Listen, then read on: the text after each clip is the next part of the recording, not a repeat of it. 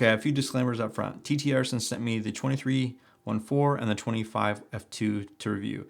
They didn't tell me what to say. They have no idea what I'm going to say. They don't even know what day I'm posting the video. I'll give you my honest take on it, but I don't do a technical review.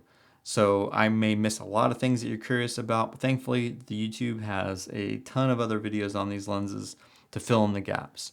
My biggest endorsement is whether I will keep the lens and keep using the lens, and I'll kind of talk about that at the end. Overall, my best experience with these budget lenses has been the lenses from TTArtisan. And recently they sent me the 23mm f1.4 and the 25mm f2.0 to review. I'm making separate videos for each of those lenses, and this video is concentrating on the 23mm f1.4. So this is the TTArtisan 23mm f1.4. It is a manual focus prime lens for APS-C camera systems. I'm a Fujifilm shooter, so I'm using it on my Fujifilm X-T4. I'm not sure which video I'm releasing first, so some information I may have repeated in both videos. Some I may have forgotten one video but said in the other, but a lot of these budget lenses share similar qualities. I say a lot of the same things because it is kind of true. The good thing is that a lot of these budget lenses are pretty good values. They are budget. They're priced at a good point, so the risk factor in trying them out is pretty low. Speaking of price, so this lens is about $100, give or take, depending on where you buy it and depending on what time of year if there's a sale going on. But it's about $100 in the US. There is a all black version, and then this version with the chrome, the semi-chrome, the zebra look on the focusing ring. Just like most of these other budget lenses, it has no contacts, electrical contacts on the back to communicate with the camera, but that's not a big deal. You're getting a good quality lens at a good price, and sacrifices like that are totally understandable. But it's built really well, just like the other TTArtisan lenses. It's made of all metal and glass.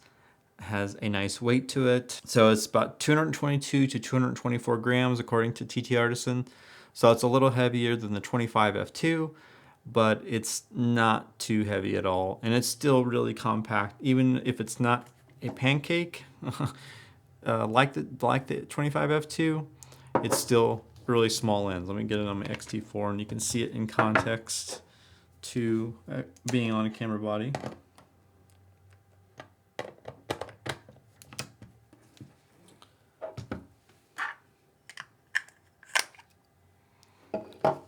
So here it is on the X-T4.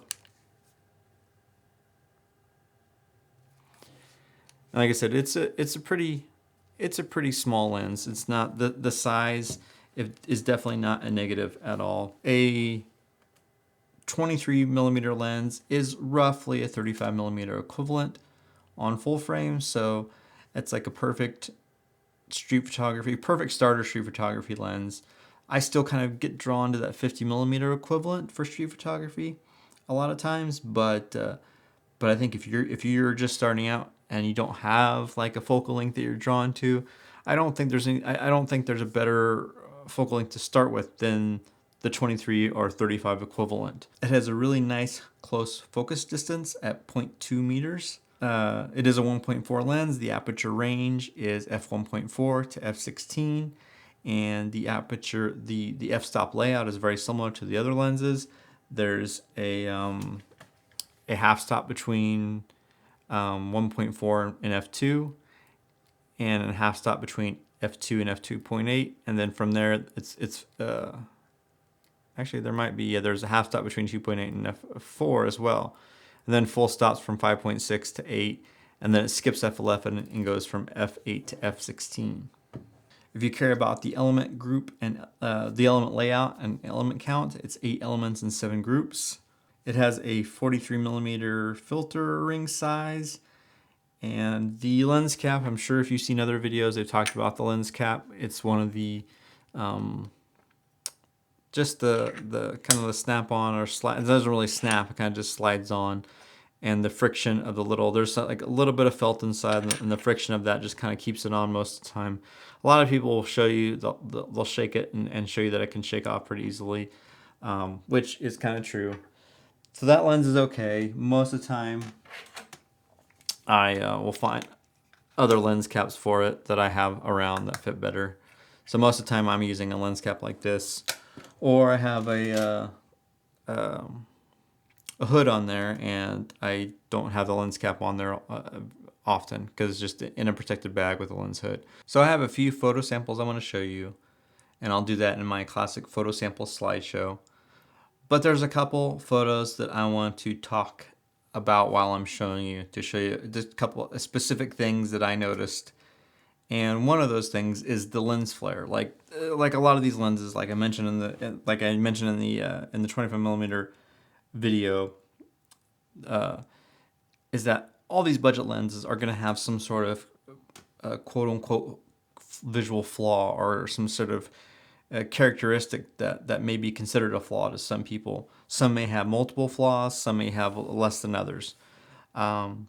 Flaring is a relatively common one, being prone to sun flares, and this is definitely prone to sun flares. But it's kind of cool. The look of some of them is kind of cool, so I'm going to show you how different they look depending on the angle of the light source in front of you and where the lens is pointed. Then I'm also going to show you a shot of the f1.4 aperture, and just to give you an idea of the bokeh and stuff. On one of these days when I was out shooting, I noticed the flare that I was getting. So I just thought I'd sit there a minute and adjust how I was pointing the camera to see how the flare would change. It's very interesting. So this first shot, it was the first flare that I noticed.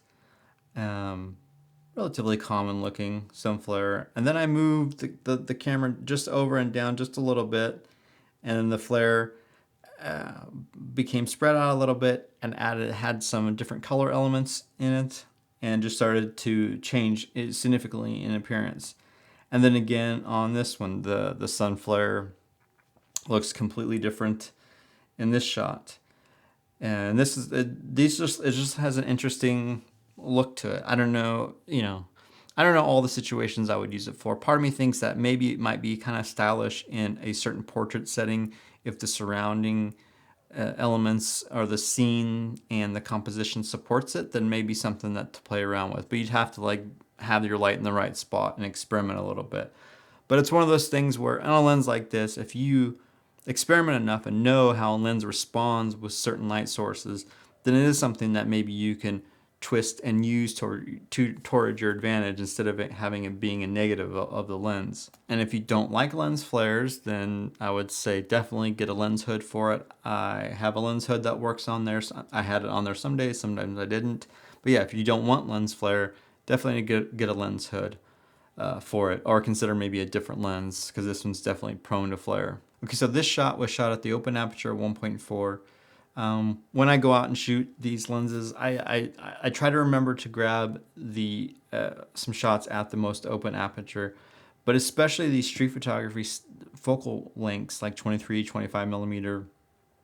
A lot of times I'm shooting them closed down. I know that a lot of people like to shoot wide open all the time, but when I'm doing street photography, I like to shoot it closed down a little bit. So I forget sometimes to grab these samples, but I do remember to grab at least one sample of this lens at 1.4. I'm sure if I tried other examples, I could recreate the lens curvature issue that other people have talked about. If you watch other reviews, a lot of people will bring up the lens curvature of this lens that creates this weird effect where if the center of focus is in the center of the screen at 1.4 and that's in focus, everything else behind it, if it's back a little bit, it should be out of focus. But every once in a while, something else will pop back into focus, where it wasn't supposed to. And I couldn't recreate that in this scenario. I'm not saying it doesn't exist on this copy. Maybe it does, maybe it doesn't. I just haven't yet seen it. So that's probably a good thing though, because that means if I had to search to find it, then nothing has jumped out at me as being a problem. But at 1.4, I think it looks pretty nice. The bokeh looks pretty nice. I wouldn't think twice about shooting it at 1.4, depending on the situation. I think that would be this would be a great lens to use for street photography at night. Given that open aperture and still having the classic street photography focal length, that's a good combo. It's the only 23 millimeter f1.4 I've ever owned. I haven't owned the Fujifilm ones quite yet, but this has been it's a good combination of focal length and aperture range in a budget package. So here are some more photo samples that I'll just let play, and then we'll talk more about this lens afterwards.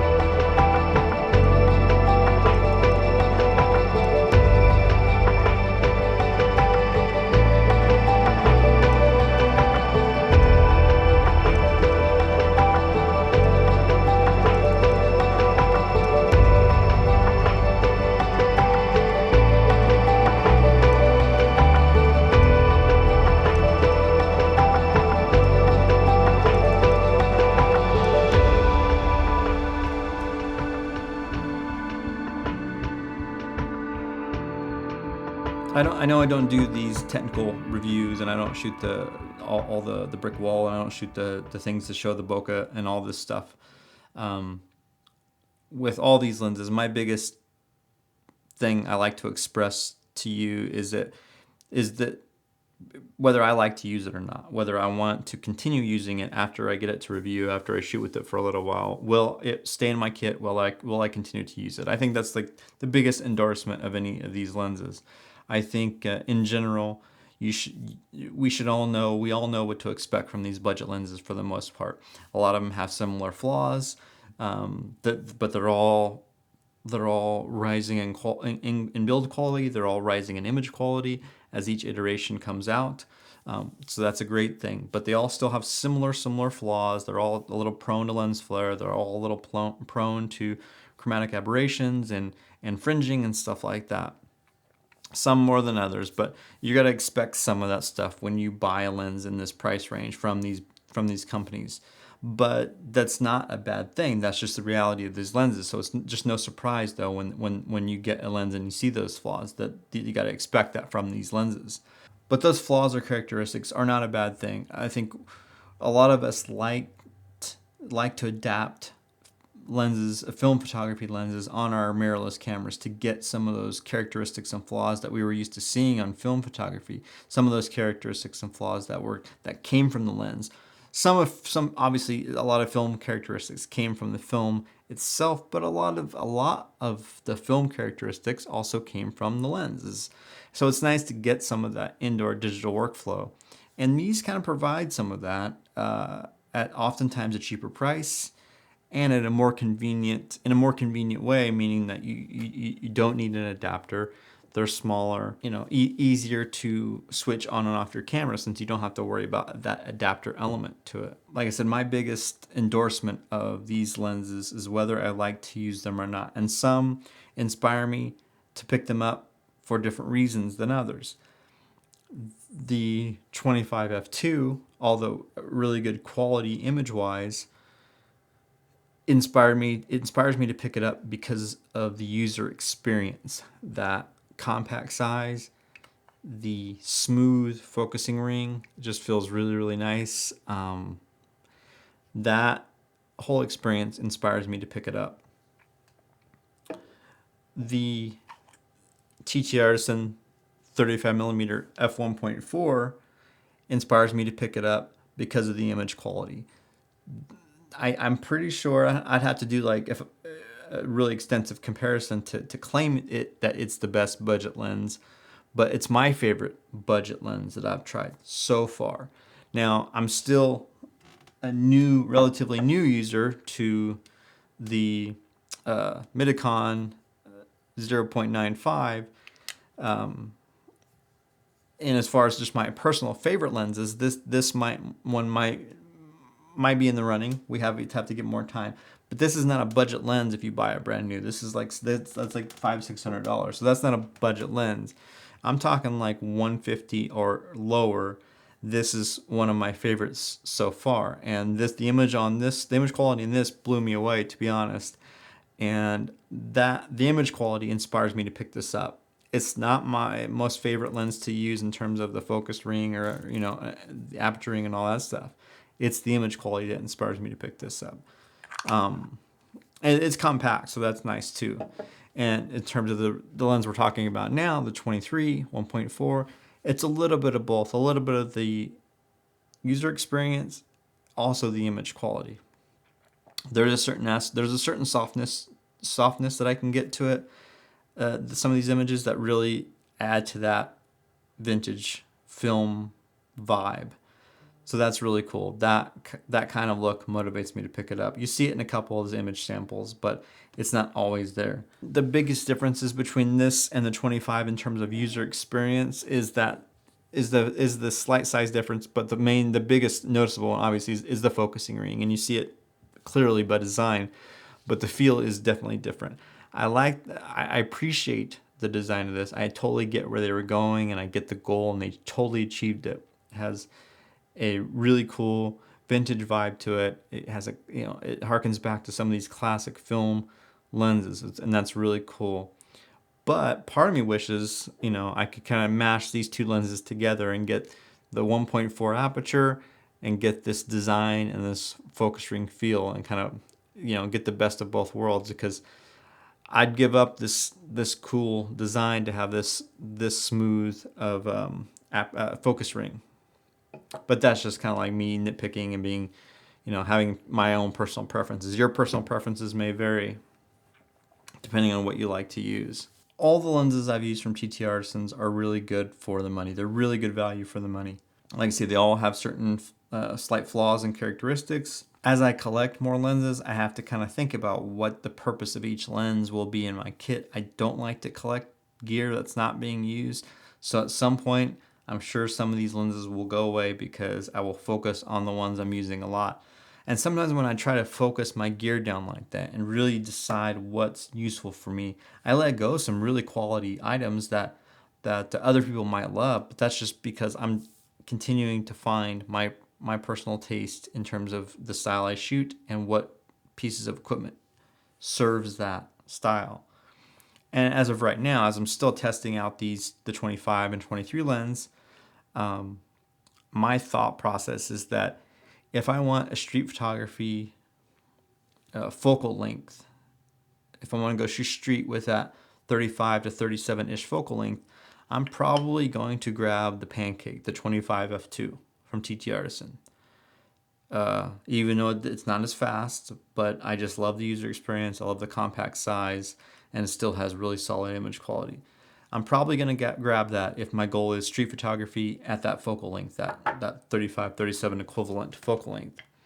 If I want a little more bokeh and I want a little more background separation, if I want a little more sharpness, if I want anything a little bit longer in focal range, I'm grabbing the 35 f1.4. I know this over delivers on image quality in my opinion, and obviously it's also 1.4, so it has good background separation. So if background separation, bokeh, if that's my goal, I'm probably grabbing the 35-1.4 over the 23-1.4. Part of that's just my focal length preference, but part of it for me is I think the image quality out of the 35-1.4 is better than the 23-1.4. That's not to say the 23-1.4 is bad at all. I'm just expressing personal preferences and kind of letting you know, giving you some sort of a roadmap. I think if you want street photography and you're shooting your zone focusing and whatnot, get the 25 f2. If you want background separation and maybe for street photography, but also maybe using some portraits, consider the 35 1.4. I might find more of a specific use for the 23 millimeter, but that's kind of my personal preference, and maybe that's something that you might be able to relate to. I think, if I had to choose two lenses from TTArtisan right now that I've tried, it'd be a 35 1.4 and the 25 f2, and that would be a pretty stellar combination, I think. All these lenses are fun to use. And if this was the only lens I have, I would feel pretty satisfied that I had a lens that could do a lot of the things I needed to do. It's fast. It has a decent aperture range. It's pretty good to manual focus. Focus peaking is solid, and it has some really cool film analog vibes in its flaws and visual characteristics. So that's really cool. I can definitely endorse it as a lens worthy of the price, worthy of trying. Will it be better than any of the Fujifilm lenses? No, absolutely not. But I wouldn't recommend it for use for someone chasing sharpness, for chasing corner to corner, image quality. I would recommend this lens along with the other ones in their lineup. I would recommend for people looking for that film experience. Digital will never replicate film 100%, but you can do a lot of things to get really close to a finished product that feels like a film image. And giving yourself a good starting point with a lens, good starting point meaning a lens that starts off giving you some of those characteristics that some of the film lenses did, then you're off to, obviously you're off to a great start. And this is one of those lenses I think that can do that. I think that's pretty much it. I like I said before, I probably will be using the 25 a little bit more than this lens, and the 35 more than this lens. I will get my goal is to get the 35 0.95 from TTArtisan very soon. That could end up being a lens I use a lot too. So I will reevaluate my TTArtisan collection at that point. But if you decide to give this lens a try, let me know. Let me know how it works out for you. I will have an Amazon affiliate link in the description below. You know how affiliate links work. Any purchase made from the affiliate link, I get a portion of. But sometimes you can find the lens cheaper on eBay or on the TTArtisan site directly. So I suggest if you want to save money, look at those places first. And I guess that's it for now. I will revisit these lenses again soon and answer any more questions that maybe I didn't get a chance to cover in this video. So that's it for now, guys. Thanks again, as always, for joining me, and I appreciate all the new subscribers. Truly, I do. And comment if you guys have any more questions. I'll talk to you soon.